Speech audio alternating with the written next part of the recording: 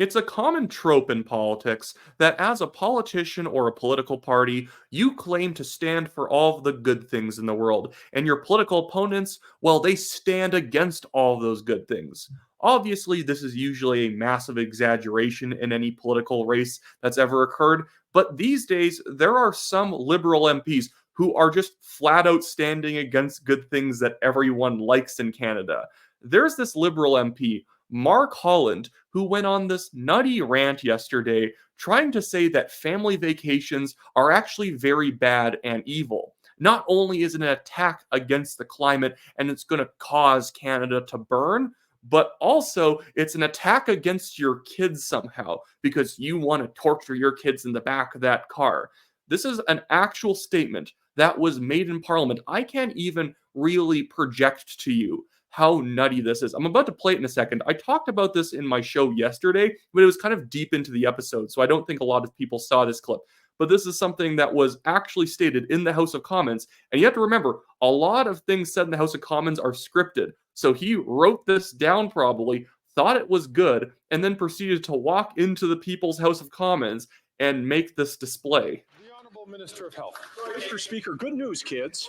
You can take a summer fun time vacation where you're locked in a car for 10 consecutive days, nonstop with no bathroom breaks. And the Conservatives have a plan for you to have that summertime fun. And the cost?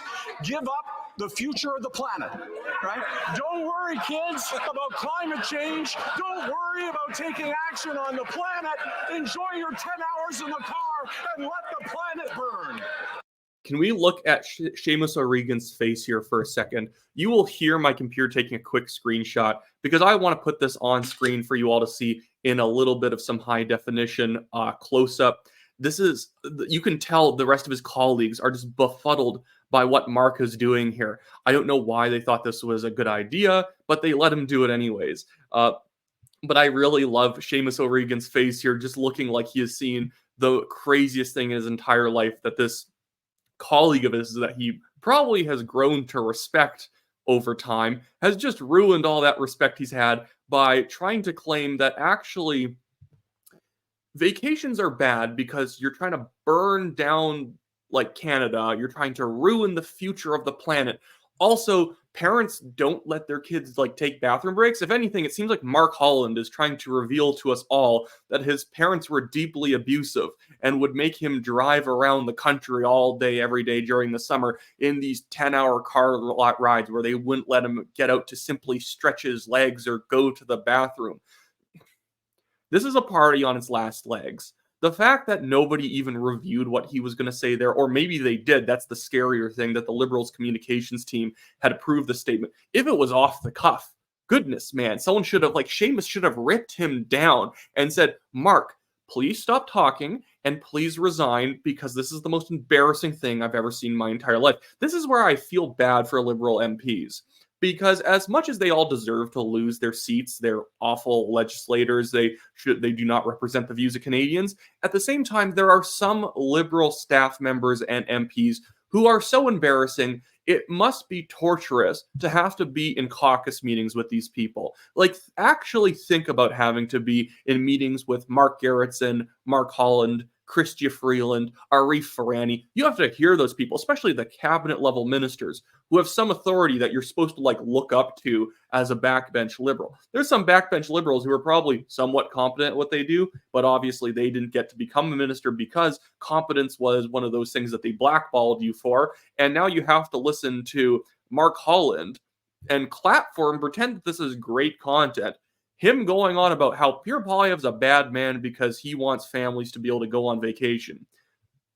When you're taking a stand against vacations, I think that you've kind of gone over your skis. But this is very much the honest conclusion of a net zero agenda.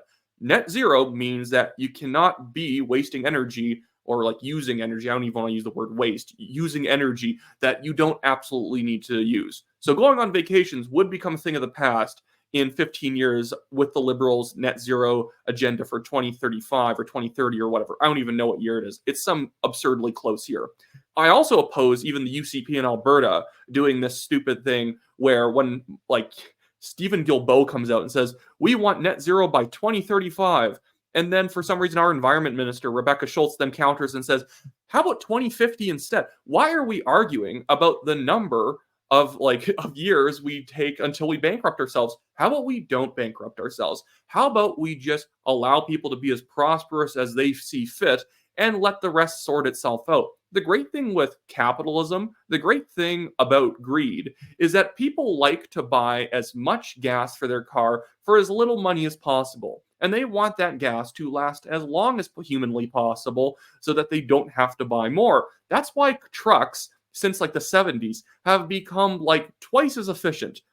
Cars and trucks have gotten better over time. It wasn't because of a government mandate, wasn't because of a regulation or a tax. It was because people who are smart want to get the most value for their money, and so products have become more efficient and higher quality over time.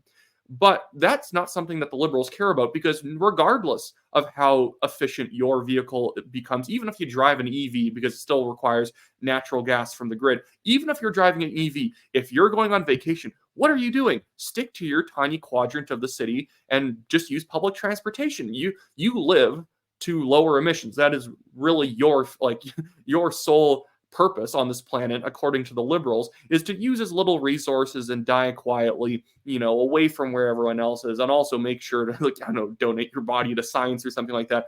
The Liberals have a very anti-human view of the climate, that humans are a problem and we need to curb the activity of humans. This is why I take a stance. Again, I'm running for the Calgary Signal Hill Conservative Party nomination. My name is Wyatt Claypool. I always announce my name because in case this is like your first video and you don't know who I am. But I take the stance that I want a ban on any goals from government on net zero measures. There should never be net zero goals attached to literally any piece of legislation.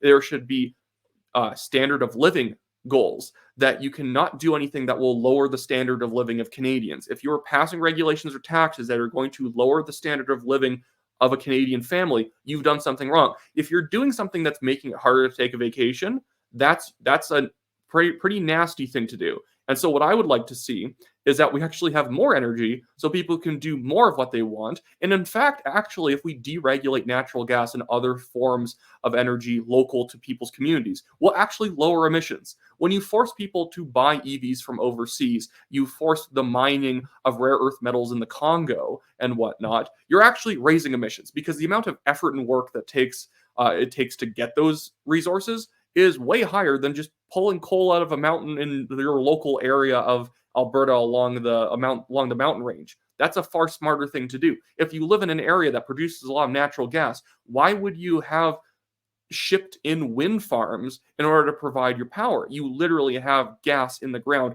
feet away from you. Why would you have cargo ships having to go around the planet multiple times to put together solar panels and wind turbines so that you can get less efficient energy and actually cause more emissions? This is the same thing with paper straws compared to plastic straws. It takes double to triple the amount of energy to make a paper straw. And even that, I don't even think fully factors in all the resources you have to gather to even start putting together paper straws. Same thing with all reusable items. They all take way more energy to create, but the left doesn't care about that because they care about the imagistics of being pro-climate. So that's why at the same time that Mark Holland and Seamus O'Regan, is a weird face here, are against you going on vacation, they are at the same time perfectly fine taking as many flights as humanly possible to go to environmental summits where they talk about nothing and how to ruin your life. So yeah, that's what I stand against. So if you happen to live in my riding, Signal Hill, and you're a Conservative Party member, there's 4,800 of you, so you better pay attention here. Mark me number 1 on your ballot. Mark Michael Kim number 2. We want to make sure we have the most conservative people, most reform-minded people set to be the representatives for these strong conservative ridings. And if you don't live in my riding, you can always donate to the TNT Legal Fund. That is linked in the description below, but below my campaign website, wyattclaypool.com. If you want to contribute anything to that, it really helps us out. We have this Chinese billionaire developer suing us for defamation, and in over 2.5 years of this case going on, he still hasn't even provided any evidence we defamed him or that we damaged his reputation in any way, considering that all of our reporting was based on things that came out about him years earlier and had already run their course on his reputation, rightfully so, because it was all true. But yeah, so that's a little bit of background on why you maybe want to donate. But I understand if people don't.